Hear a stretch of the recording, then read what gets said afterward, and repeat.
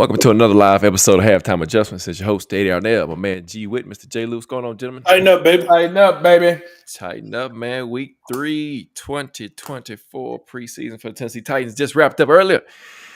Man, did my eyes deceive me, or did we score 30 points?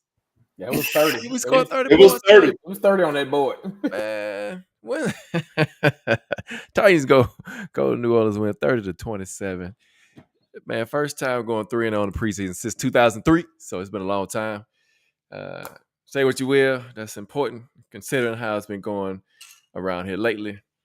And let's get into it, man, because tonight, not only do we want to wrap up the preseason, but we want to talk about our 53-man roster too, our predictions, some things that obvious things and some things that it's going to be left up to Tuesday. Get to Tuesday to get down to the 53-man roster for each franchise. So let's get into it, fellas. First impression. So this is the first time we've seen the whole offense, minus D-Hop, right? Minus D-Hop. And J. Lou, man, what'd you think, man? What'd you think about the offense? Number ones today. Hey, so I think the thing that came out was in practice, especially as they ended camp, Wednesday and Thursday, the padded practices, the offense didn't have good days. You've been hearing about timing with Ridley and Will Levis, etc. And to see them come out and put up 10 quick points on 2 very successful drives, and we chatted back and forth during the game. They had 3 explosive plays, and explosive plays, anything over 20 yards. They had 3 of those in the first couple drives, and that's something that this offense has been missing. I thought Will Levis was – I'm going to tell you where you saw the growth in Will Levis. It was on a negative 5-yard play that was a reverse. And if you go back and watch the film, the old Will Levis, even 2 weeks ago in the preseason game 1, would have tried to throw a block with his shoulder for no reason. Yeah. This one just shrugged it off, kind of fell back out of the way and lived to play another day, another right. down. Right. And I think that's that growth where he realizes, hey, I'm trying to be a franchise quarterback. I don't need to put myself in situations that are unnecessary, especially in a meaningless preseason game. I thought the screen calls, we talked about it in the offseason with this offensive line. You got an athletic type, young type style offensive line. We saw successful screen after screen after screen. I mean, them boys were eating on that second level. So I thought the other thing that this is a dress rehearsal for not only the actual players, but the coaching staff. You heard them talk a lot about, this was the first one where they kind of did a semi scheme of what they wanted to do and kind of scripted it. And I thought you saw how Brian Callahan can mix and match when he's calling, as he's making calls. You know, a lot of people are thinking, and we probably said it, you're going to see a different offense. You thought without seeing Derrick Henry, you wouldn't see them heavily relying on the run. There was a lot of runs mixed in there today that were good, efficient runs. Yeah. So I think that for this to be the final test, and again, I'm just going to talk about the offense, for this to be the final test for the offense, and after everything you've heard them with the mishaps, that's why you practice. All right, that's why you have the practices, to make the mistakes in practice, and then to go out there, and I think Will was, 11 or 14? Something of that nature. 11 or 13. Very efficient. And again, I'm fine with him being check down Charlie, but a lot of it wasn't really check downs when the play was designed that way. And we talked about it last week, Ed, get the ball in your playmakers' hands and let them rack up them yak yards. So I thought overall from a dress rehearsal, who cares if they were playing against the Saints twos? You can only play against who's out there. You wanted to make sure that they went out there and did what they were supposed to do. And that's basically try to dominate their second teamers because you're the starters. But I thought overall very efficient to see the offense move, particularly how the end of the week ended for them in practice. Yeah, and just so we got it, the Will Levis was 7-8 for the game. Mason Rudolph was 11-15, and Malik was 3-4. Okay. So yeah, gotcha. But to your point though, very efficient day for all 3 quarterbacks, which is unusual. Yeah, right. Yeah. And so for this football team, but G Witt, man, what's your first reaction, man, to this first team offense? Like I said, first time we've seen it whole minus D-Hop this year, and man, what are your thoughts? Well, I'll go back to the basic. What I've talked about last season and all this offseason. I thought the O-line was extremely solid. Will Levis had a clean pocket the whole time he was in there, and really so did Mason Rudolph. The only sacks came was on Malik, and that was with the second string offensive line. But that first string offensive line, they did a good job in protection. They also did a great job in run blocking. I thought both sides of the ball, of the line, did a great job. Tony Pollard had a good run on the right side.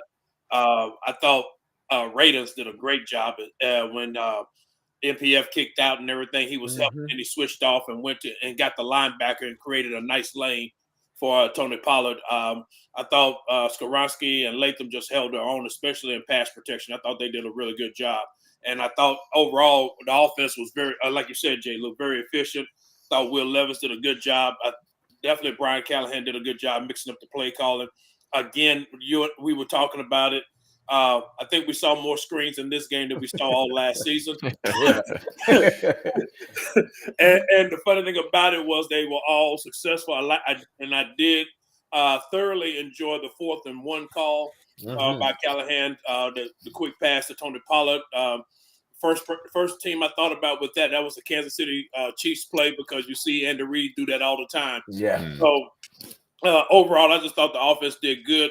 If I did have, and I would say this just nitpicking really, I would say this on the one pass that Will had to Tyler Boyd, the first explosive play. I thought he was late getting the ball. See, so he's about to say late as the internet went off. But yeah, so he was late, but I also think I don't think it was a good ball either, because he threw it so close to the sideline that he almost wound up bound. I think he's back now. Let me see. All right, there you go. Go ahead, G. Witt. Finish it. Yeah, but no, I heard what you were saying, and I agree with you. It wasn't a good ball. I thought if he threw it earlier and maybe a little bit lower, he gives Tyler Boyd a chance to get more yards on that. But again, he completed the pass. Yeah. And that's the main thing you want to see. There's a lot that again, Brian, even Callahan said after the game, there's a lot they still got to work on, and I'm pretty sure that's going to be part of it. But other than that, you have no complaints about how that first string offense really looked, especially considering the fact that D Hop wasn't there. I thought Treylon Burks looked like a doggone tight end. Yeah. Oh man. And again, I thought he did a good job, really, in all honesty. Even on that touchdown play, I thought he actually ran a pretty decent route when he got the pass interference call. So overall, that first string offense did a great job, I thought. What was fun is that's the same play that Malik threw to Oliver. Exact same play. Exactly. Yes. So, but yeah, I agree. Offensive line, great. I like you can see the cohesiveness and the chemistry starting to build, because they're picking up the stunts as they happen. Yes. They're helping out when they see somebody having an edge rush and kind of getting ahead of the offensive lineman. And so really smart. You can see the athleticism of the offensive line, especially on the screen pass, and they getting out. Cushenberry getting out, man, getting out on the screen. And so you gotta love it. I love this. I love the connection we saw today between Ridley and Levis. We've been hearing that they've been having some issues with that, but you saw today hit him on a couple of good passes, and you see the yak.Ridley is a yak monster. He is. He's a yak monster, man. And so hopefully that'll keep going. Then of course, old Reliable shows up again on the big third down catch. Yes, he does. NWI, man. I'm telling you, dude, that's the guy, man. That's the dog. But yeah, man. So it was nice to see. Like I said, 30 points. Quarterbacks 21 of 27 for the day. 39 rushing attempts. So that's all. Go ahead, Jalen. One thing before you move on that was underrated. Go back and look at on a couple of those runs. Quiet as it's kept, Calvin really did some good run blocking. Yeah, Calvin really ran block pretty well. Yes, like I was shocked on that. It was twice where they ran him in motion to use him as the block, and I was like, oh, he can get in there and be physical, and that's something that you didn't hear about him. So. Didn't hear about it at all. All we heard was he was a route demon. Yeah. So you like that. I like the fact too in the run game that you see, they're using the athleticism of the linemen. They're pulling them. Yes. They're doing, all kind of stuff that we hadn't been seeing around here in a long time. And, we when Bill Callahan, when this team of coaches came together, and then people asked what kind of run game, he was saying wide zone. Of course, we've seen some zone, but we've seen a lot of pulling and trapping and all kind of stuff, man. So that is great. That is awesome, man. Appreciate y'all coming in. Eddie Gray, what's going on, man? Dion is with us tonight. Ken Lou, Yes, Nathan sir. Moak, man, y'all appreciate y'all. 8th grade, Darius, man, come on in, get your comments, questions in as we talk tonight about the 2024 preseason for Tennessee Titans. So, looking over, one more thing before we jump off the offense, guys. This is what brought a smile to my face. So remember, I ain't gonna promise, but I'm not gonna say too much more about the offense last year. But I got to say this: the script was beautiful. And after the script was beautiful. So that's something else, man. We got used to. Because you ask G Witt, we would be in the stands. I'd count up to 15 players. I said, okay, what's next? Yeah. And they'd be like, they go to the back of the playbook on what should we do. Yeah, exactly. So good to see that too, man. I mean, you like the fact that it was not only the chemistry of the team as far as the players go, but Callahan's play calling. So you got to see that too, man. But let's flip over to the defensive side of the ball, because there is somebody on the defense, and I'm gonna let you go, G Witt, that's gonna be a problem. And he continues to be a problem. And he was a problem today. You saw it. I mean, 360 pounds never looked so good moving to me. Go ahead, G Witt. The only thing about the defense, in all honesty, I would say, for me personally, the disappointment, J. Lou messed me up when he sent out the text earlier talking about that Simmons and Landry was going to be playing. I was like, oh man, I finally get to see it. I jumped the gun. Then he had to go back and cancel it. Yeah, I jumped the gun. But no, you're right. T. Sweat, man, I can't wait to see him play with Jeffrey Simmons, man, on that field, because he's going to be a problem. He's going to be a problem. Like I said, when we got him, I think this guy has the potential to be another Sam Adams. He has, or Warren Sapp. He has those type of feet. Mm-hmm. He can really move. 360 pounds. He blew back past one lineman with a great swim move and just got past him and was going after the quarterback. And I literally know that if Landry was in there, that was going to be a sack. Yes. I thought overall, the defensive line did a good job. I thought Sebastian Joseph Day did a good job. Harold, man. Give him his props, man. I don't see how Weaver gets in the game before him, in all honesty, but you never know. I mean, it's preseason, so I always give it a little slight edge to the veterans on that, but still, I mean, the boy plays the run, got 2 holding calls on him, sold the holding calls was what I was impressed with. And because generally I've seen linemen get in there, they try to sell the holding call. They wait after the play is over with to raise their hand. He was fighting and had his hand up anyway. So you said a key word right there: fighting. Yeah. Most of the time, those guys is putting their hands up. And, no, I know some officials they won't throw that flag. Yeah. I know one really well. He would not throw that flag if he sees this right here. Go ahead. I'm sorry. But no, I thought I will say this. I can't, and also the other thing I'm looking forward to is seeing the starting secondary being there. In the game, because I really want to see how this defense is going to look when you got Awuzie and Snead in there, and see how their coverage and everything, and see even though he did throw some blitzes in there today, just see what kind of blitzes he's going to throw. I thought, because really, I would say this. I like Brownlee, but Brownlee disappointed me somewhat in his tackling. It seemed like it was a carryover from last week. But so that's the only thing I got against him. I think he covers okay, but his tackling just bothers me. But other than that, I thought he overall the defense did a good job. I thought Murray was good. I don't know how much longer Gibby is going to be in there. I'm waiting to see who's going to take his spot. That's a good point. So remember one thing about Brownlee, and is that when he came out of college, y'all remember when he got drafted, he was a strong zone guy. Yeah. He struggled in man coverage. Yeah. So to your point though, he did, like you said, he struggled last week with tackling. We saw him with. He had the same thing this week. He just need to rein it back in. Yeah, absolutely. And he might be your tight end, your whisperer. So you just never know. But J. Lou, Let's talk about the defense, man. We got people here talking about defense. Weaver needs to be gone. Big Jeff was suited up. He said Nathan said he thought he was gonna go too, man. Yeah, he's messed up. So Nathan, somebody saying bear down. I don't even want to talk about that right now. Go ahead, man. But yeah, I thought the defense, the good thing about Sweat, he played all 3 downs. He did. And that's what you heard about him. He literally, the first drive, he had back-to-back impact plays. Yeah. So again, I'm the same. I can't wait to see him with that other dog beside him who's just probably licking his chops because in Big Jeff's head, he's probably thinking, "Oh, they got to block me 1-on-1 now," and he know ain't nobody in the league that can do that. So it's open season. I thought outside of the few blitzes we ran, I thought it was good to see him. I thought that he played a lot less blitz and tried to pressure with his front 4 a lot just to see what we can do there. We talked about it, Harold, man. He's as a 7th-round draft pick. He moved up to be the 2nd rotation guy. He plays against the run well. He knows that. So there were back-to-back plays. One where Mr. Weaver took the inside and didn't have contain.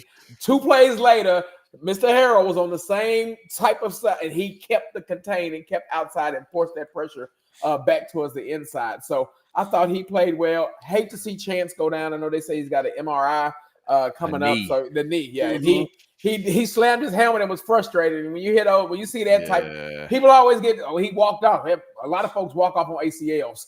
So hope is nothing major for him because you thought that he could at least be somebody that could push Gibby. I'll be honest, Gibby's. I don't know. It's gonna be hard to see him last past like 3 weeks because folks know that he is a liability out there now, and he can only do so much covering. Keep this under the wraps.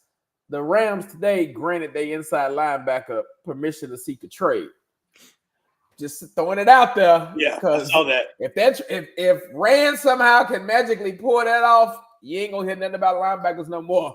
The rest of who's the middle linebacker? Ernest Jones. Oh, Jones. Yeah. Ernest Jones. Yeah. Okay. So if they can pull that off, but I'm like you. I think they look on waiver wire, et cetera, to try to bring another one in. Just because when you look about Williams, Otis Reese, who didn't play today, and that could be good or that could be semi-bad. It's hurt. It is hurt. That's right. Concussion protocol. Concussion. That's right. Concussion protocol. Him and Wiley. So again, you don't have the depth there. Outside of that, DBs, I'm like G Witt. It was good for the unique thing about Cheeto being hurt and Snead going through his process. They go through similar to what the Chiefs did. You got these young guys more playing time. I'm with you on Brownlee. I think the tackling. I mean, they don't really tackle in training camp per se, but I think the learning the speed of the NFL, the tackling and all, I think that's something that can be taught to him as the season goes, considering what we know about the coaching staff we got from his DC and his position coach. And I feel better about him being able to cover. But you gotta hope that health-wise we can stay relatively healthy in that secondary because as you start getting them depth pieces behind them, we're light on both cornerbacks and safety. But I thought overall it was nice to see the front. Even Caleb Murphy was able to get some pressure today. Big 91, is that Colbert? Yeah, he's big too. Like they don't have enough fabric for him and Big Sweat on these jerseys. And Bohannon. Good God, I mean that looked like a T-shirt on him. But so they got some big that lets you know how Rand's vision was on building this team. They wanted to get beefier on the D line and on the O line in the trenches. But again, I'm interested to see. I think again, I talked about it with Callahan. This is the first time that Denard has called plays. So he's gotten the rhythm the last 3 games and kind of switched it up and did some things a little different. I thought it was telling to see in the past. I think we all still have Titan syndrome, post-traumatic syndrome with the Titans when we got the ball back right before the 2-minute warning. Yeah. In the past, they're gonna find a way to the first down or so and run the clock out. Right. We was close to a safety twice. First of all, when we talk about defense, I just got to talk about him, even though he ain't defense, but he helps the defense. And that's Stonehouse. He's ready to go. That last drive when we almost got the safeties, You see why you want somebody like a Stonehouse and you protect him at all costs, because he literally put the defense in that position. Yeah. So I'm glad to see that weapon back. But overall, I thought the defense again, when I talk about Denard, being able to get his feet up under him in a play calling situation, and all three of these games they've come down to the end, but they've been three different types of coming down to the end. Yeah. So just being able to get that experience, I look forward to seeing what he can do when he's got all the tools in 2 weeks, and he really opens up the playbook. Yeah, Q asked a question. I forgot to talk about Spears. He said we talked about Spears standing on business on that play. That was his last carry of the game. That was his last. And if you watch real closely, Calvin Ridley lit into him when he got on the side. Can't be doing that, bro. You can't be doing that. So yeah, man. Good point. Thank you for bringing that back up to us. So is Ernest Jones good? Ernest Jones from South Carolina. He's 3 years in the league, 24 years old, 145 tackles last season, 320 tackles for his career.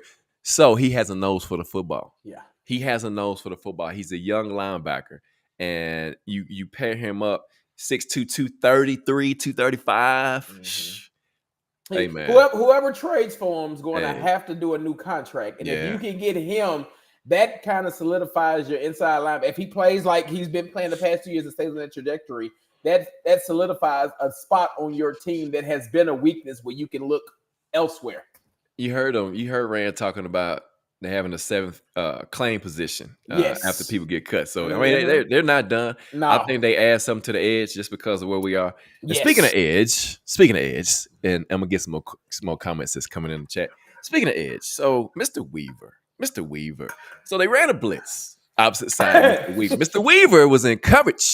Mr. Weaver can't cover. You call that coverage? Yeah, I'm just saying he dropped in the zone. Man, he was lost. Yeah, just hung out. He was, man. That's definitely not his strength. Yeah. So, but to put to both of y'all's points though, the difference I see between him and Harold, he knows how to attack the tackle. It's so funny because me and my son was talking about this earlier. How he extends his arms. He punches and extends his arms away so the offensive lineman can't put their hands on him. And so for whatever reason, Weaver don't do that. He just likes to get locked up and those things, man. But I do think if it hasn't been for the depth of the outside guys, I don't think he would make the team. Now, unless they get somebody, they could sign him. Yeah. I mean, they could keep him and then cut him after the fact. Yeah. After they see who's out there after the cuts are made on Tuesday. But man, I think his time in Tennessee is done.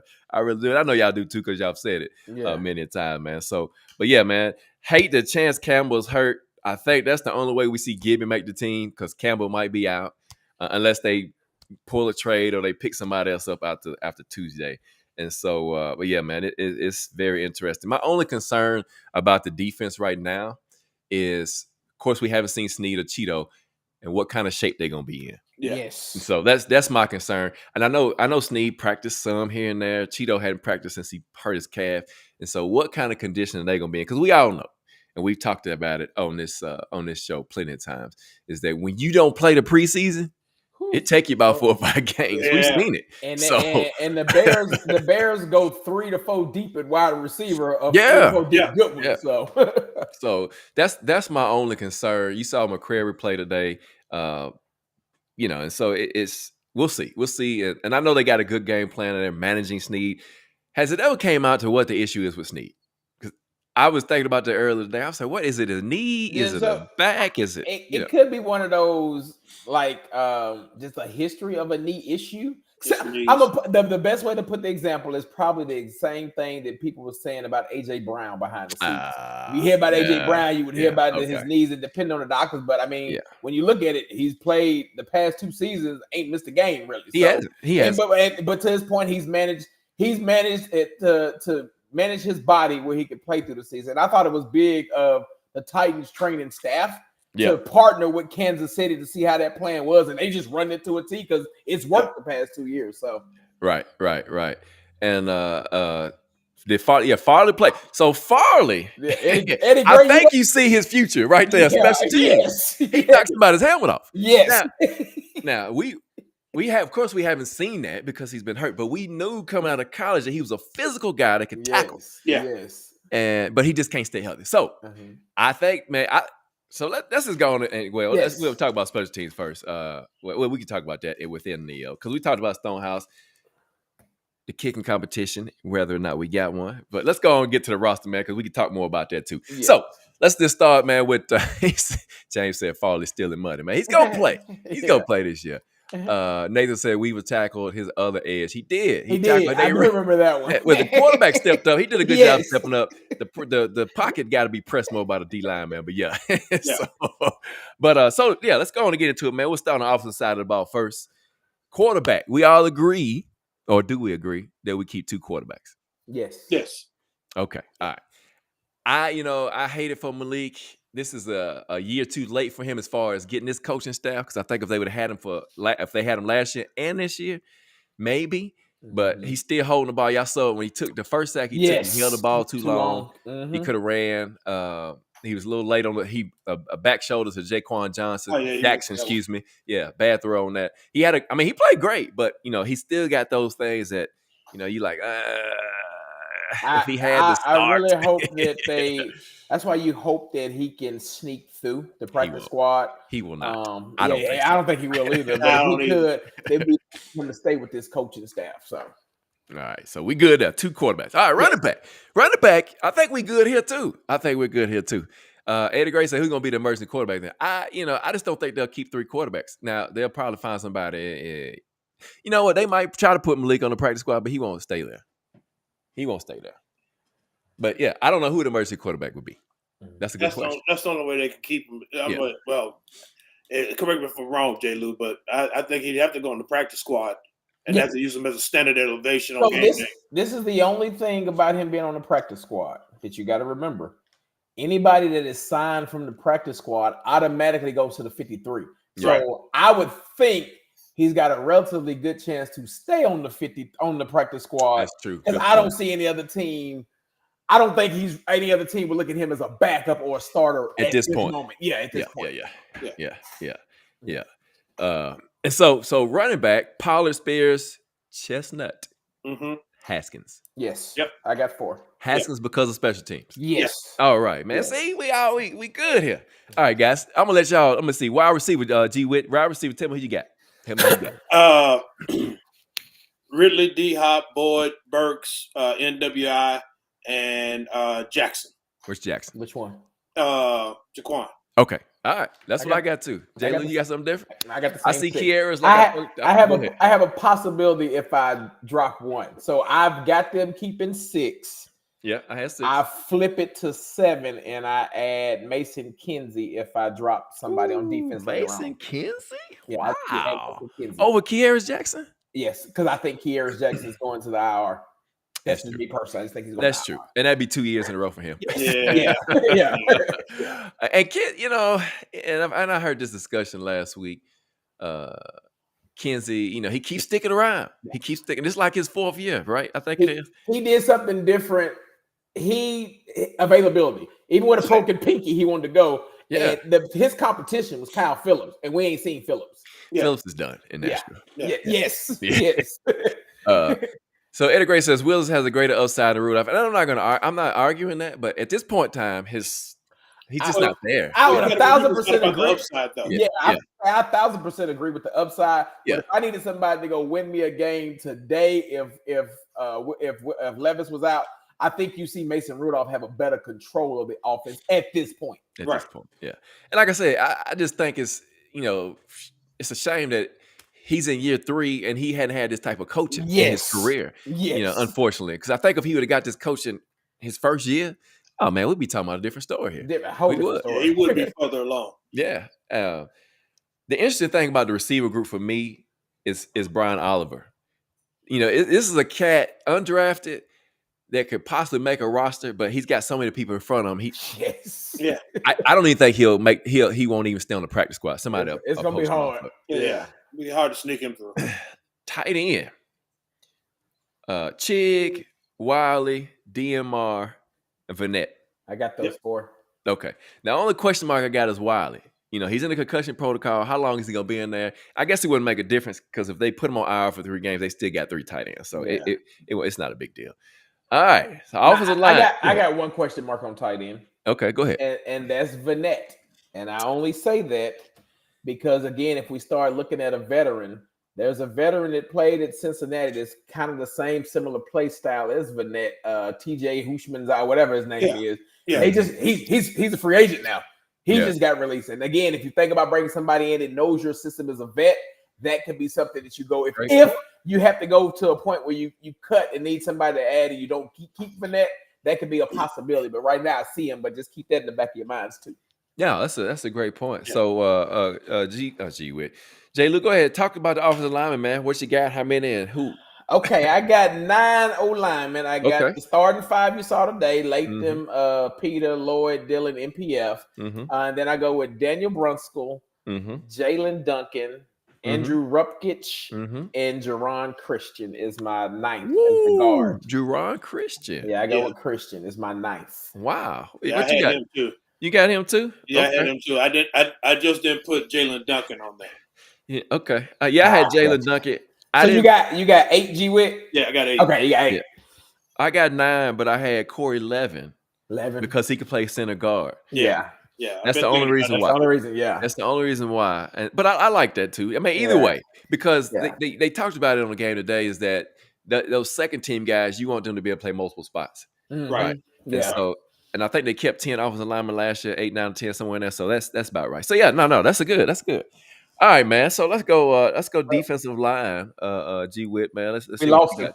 Oh, he's gone. Boy, that internet. So Jay Lou, man, let's talk about defensive line, man. Who you got and so you want to go with just D lineman? We ain't going with because let's go with ends. We go. Okay, with so we go with. Well, I didn't have the ends because I put them as the linebackers. You want to go with them? Okay. That's fine. Let's go with the D line then. However you did. So I'll go with the D line first. I got 5. I've got Big Jeff, T Sweat, Sebastian Joseph Day, Keandre Coleman, and my 5th again, which was a toss up. I went with Abdullah Anderson. Okay. Did you say Bohannon? No, I had Bohannon as a practice squad candidate. Okay. I put Bohannon and I put the other big dude. Abdullah. I put those 2 as my practice squad candidates and put Abdullah over them just from a veteran presence is what made me put him in that 5th slot. Yeah. Okay. All right. Yeah, you're right, Eddie Gray. You're right. He said Aduku should make the squad after that hustle. That's true. So, G Witt, your D line, man. Who'd you have? I had Simmons, Sweat, Sebastian Joseph Day, Coburn, and Anderson. Okay, yeah, that's the only thing I had. I gave him 6 because they lost McKinnon Jr. because he with an injury, and then who was the other one? Davison. Yeah, Davidson. Both of those are injured reserve. They're hurt, and so I had Sweat, Bohannon, Abdullah, Anderson, Joseph Day, Coburn, and Simmons. Gotcha. Yeah, so I gave him 6 because the depth was a little sketchy. Gotcha. But yeah, so we about right there. All right. Linebackers. This is where it's gonna be interesting for me. Oh yeah. So let's start with the outside guys first. G Witt, you go ahead. Oh well, that one went too hard. It was Landry, Key, Harrell, Weaver, and I put Shane Ray simply because he's a vet. Wow. So I didn't put Shane Ray. I got the same 4. I put Caleb Murphy instead of Shane Ray. I did too. I had Murphy. That's the only difference I made was Caleb Murphy. The Caleb Murphy deal, and that's what I was paying attention to today. My only problem is he's similar to Weaver, and he doesn't do a good job of setting the edge either. Okay. Yeah. Good point there. That's a good point. Yeah. Like I said, I wouldn't have Weaver there if it was more depth. Me neither. Me neither. All right. Inside linebacker. So I had Murray, Reese, Campbell, Williams, Gray. And I'm telling you why I put Gray there, because I don't think they're gonna put him on the practice squad. Well, he's hurt right now. He's already out. Right. And so he's out. Gibby's I got a question mark on. Because I just don't know if Gibby gonna make it. Only because what they did with the safety position. We talked about them having, we said inside linebacker depth is kind of shallow, but you look at Jamal Adams, you look at what they brought in with that and how their defense could change and look a little bit different. But G Witt, who'd you have for your inside linebackers? I basically had the same ones: Murray, Okay. Gibbons, Campbell, Reese, Williams, Gray. I had like on IR, Uh-huh. and I'm with you on the question mark on Gibbons. I think he probably makes the initial 53, but I think they're definitely looking for somebody who can possibly replace him. Yeah. And if Gray comes back after the first 3 weeks and it's that guy, then so be it. Then we'll see Gibby probably move to the practice squad at that point or whatever. But Jay Lou, any differences there for you? No. I had the exact same 5 y'all had, and I had Gray on IR already. So I put him on the pup list because I think when you start the season, you can go to the pup. Yeah, that's right. That's right. Ryan Walker likes your CJ uses I can't even say his last name. He know what I'm talking about. Yeah. Rodney said Bohannon is from the Memphis area, man. He played high school okay. and all that. Yeah. Okay. Eddie Gray says trade Gibby to Cleveland. Yeah, I mean, I don't know what you go get for him, but yeah. Yeah. All right, here's another interesting position for me, man. DBs. DBs. All right, Jay Lou, go ahead, man. Who you got? For my DB. So For the I've DB. got 6. Okay. I've got Sneed and Cheeto, of course. Sneed, Cheeto, Roger. That's I've 3. got- We knew that. Yeah, Those we are knew that 3. Yeah. I've got Jarvis Brownlee. Okay. Yep. I've got Eric Guerra. Woo. And I've got my 6th one is Caleb Farley.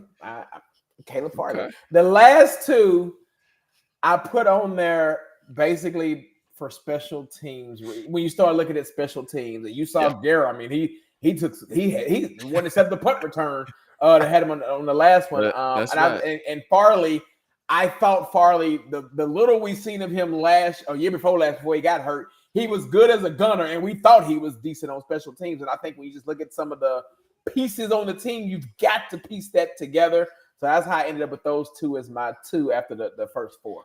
Okay. G-Wit, I know you got the first 4 at least. Yeah. What about your last 2? Man, that was the hard part, man. I couldn't. I was like, in all honesty, I had left it open because I couldn't make up my mind. Seriously, because Guerra, I agree. Special teams guy, I think he's great. As a DB, though, he leaves a lot to be desired. I think when you get, if we get to the point we're down to him like we have been in the past, we're going to be struggling big time. Man. Oh yes. Same thing. I think even with Farley, I think like you said, he showed good on special teams, but I'm just afraid of his injury history. That's my biggest concern about him. Yeah, me too. And I had that same 4, and I had Farley. And then my toss-up between Guerra or Gabe Judy. So I put Gabe Judy on the practice squad. So that's why I went at. Yeah. That was my toss-up. Garrar has a upside because he's a special teams guy. He can return kicks. Yeah. And so I can see that. I can agree with that. Safety, I think that's pretty simple at this point. I had Diggs, Adams, Hooker, and Jackson. What y'all have? Oh, I did Molden instead of Jackson. I had Jackson at first, and I looked at. I ain't gonna after lie. today though. Yeah, I looked at the depth of safety, and I was like, they might be a little bit more comfortable with Molden over Jackson. But that's the only difference I had. I did Molden instead of Jackson. Yeah, after the day though, G-Wit, man, I was like, Jackson, man. I might want to change my roster. Yeah, I agree. Which I had Jackson down, but my main 4 was actually Hooker, Adams, Molden, and Diggs. Yeah. Even though I will say I'm still slightly concerned about Molden. He got hurt again today. He got hurt today, and not only that, I just don't. I would say this: I don't know if he's. I thought when he first got here, I thought he played the nickel well, but then after he got hurt and everything, he hasn't been the same player, man. And he's not even. My problem with him is that he's not an attacking safety. No. And that's the problem I got. I'm like, dude, you're not even in the mix. You come into tackles late and everything, and I'm like, But I think they keep him because he has been in the league for 3 years, and I think he's going to get a good shot at it. But man, I don't know. And he's got that experience over Jackson. I think he has so much upside coming out of college, man. He was smart. Mm-hmm. He could cover. We thought he could tackle. He was around the ball, and so I don't know what happened. The injuries might have took a toll on him, kind of shook his confidence a little bit. But yeah, man. I'm good with all those. And so, of course, we got Stonehouse. I guess the question is, guys, kicker, which Narveson, you can't hide him. We all know that he's got a leg. What I mean, they're not gonna keep two kickers No, on the roster. no. So you really gonna roll the dice and say either, we put on the practice squad and we roll the dice and find another guy next year. But what you think? What you think, Taylor? That's what I think. I think when you can find a good kicker, you stay with him. Yeah. He's no different. This ain't the Stonehouse versus Brett Kern situation. Right. Stonehouse was dominating in training camp. Yeah. Iverson really ain't been doing that. I mean, he hit a 59er. He should have hit the one today. As G would point He out, hit the practice swing, and the practice one was without no doubt, and then he Right. shanks the other one. Right. But I just think that you go with somebody who's been reliable. Nick Folk missed one kick last year. The biggest thing we were concerned about with him was, kickoffs and going in the end zone. The rules have changed now. You really don't do that, so they don't even matter no more. So I think you roll with the same three that took you. Those three on the Folk, Stonehouse, and Morgan Cox. You don't have to touch that position group at all. So I think that's roll with Folk. You good for at least another year, year. At least a year. And then figure it out and kicker from there. Because again, think about your punter. He was undrafted. Think about this kicker. He was undrafted. So you're going to be able to find a young leg. It's just about finding the one that hits for you. So I'm good. We're going with Nick Folk. You me too. Can you kick J. Lou? You not? I might get a 5-yarder. That's funny. Yeah, Eddie Gray said he'll kick a controversial folk all day. Yeah, man. I was just asking questions, man, to stir it up. Yeah. But go ahead, G Witt. No, I was just gonna say I agree with J. Lou. And the other thing about it, I just think one thing about it, you just won't see those. We saw the rookie hit a 59-yarder and try a 58-yarder today. Mm-hmm. I just don't think you'll see those attempts with Folk. I think they'll try to keep them in the range of 45 yards or whatever. But still, like you said, with the kickoffs now, it doesn't even matter. Right. And I think with that, I think you're better off having a veteran back there who can, for all practical purposes, place the ball. Yes. And make it easier on your kickoff coverages and everything. So yeah, I definitely go with Folk on that. And Stonehouse, it was good to see him punt. Can't wait to see him in a real game, especially outdoors where he could just really boom one and see how it goes. It was funny because they pretty much said they had the roster except for 4 positions. Yeah, I'm just curious of what that was at. What that 4 is at? Me too. Yeah, I'm just wondering if they were. To me, the running back positions had already been settled week 2. By the way they were calling plays for Chestnut, I think that was already decided. But just my opinion, I think it was probably that last receiver position, keeping 6 and who that 6th one was going to be. Yeah, and maybe across the offensive line. But yeah, man, it's going to be very interesting. Tuesday is right around the corner, cut day. So it's a good problem to have when you got a lot of talent. I really think that Rodney said he don't care for the new punt, the new kickoff, the new rule. Definitely going with folks. Yeah, no doubt. You got people getting even called. The first time we've seen penalties called on the kickoffs this year in this game. Yeah, it had a penalty today. That was crazy. Illegal formation. He left the line a little bit too quick, didn't he? Yep. But all of that is going to be good, man. I think we'll probably see the same thing like we've been seeing across the league. Once the final preseason game goes, there are some people they already know they're going to cut, so they take care of that quick. But the rest of them, it's going to be tough, man. It's going to be tough. But to your point earlier, J. Lou, if Rand happens to pull that trade off, man, I mean, him and Murray together, nose for the football. Even Murray and Reese, and I think you said it earlier. Not Reese, but Williams. Yeah. Because Williams, man, he just goes in there and just tries to knock him out. Now, the only bad thing about that, like I saw today, he overruns the play because he's so aggressive. So aggressive. So aggressive. But that's something you can work on. I love the aggressiveness that man at 240 pounds. As a rookie, better to be over aggressive than to be That's true. That's true. But yeah, he got to just just read his keys and play his responsibility. Because overrunning that gap, man, gonna get him cooked, and he saw it today. Yeah. But yeah, man. So hey, we are on to the Bears now, man. The Bears are up. Caleb Williams, Adunze, DJ Moore. Yeah, DJ Moore, Keenan Allen. They've stocked the receiving corps, gate a lot of talent. Oh, they're using the 4-3 again. You saw some 4-3 today. You also saw some 3-4 with 3 down linemen and the 4 linebackers. And so I think you're gonna see multiple fronts. The base defense is probably gonna be a 4-3. But I wouldn't be surprised if you just see. You're also going to see a lot more of what Eddie loves, and that's 5-man fronts. That's 5-man fronts. You start today with all that beef. With all that beef, yes. so and they just picked up a linebacker too. Yeah, they traded for the linebacker from the what was it? Seahawks. Yeah. The Bears. Yeah. So yeah, man, we on to the Bears, and we'll bring on that. I guess the number 3 Bear fan that's on the show tonight was James. We'll bring him on. Man. We talk Bears because he's a big Bears fan, and so yeah, we on to the regular season, guys. Hopefully, we'll see what happens on Tuesday. We'll come back on next week. We'll talk Bears, get ready for them, and see what the final 53 looks like.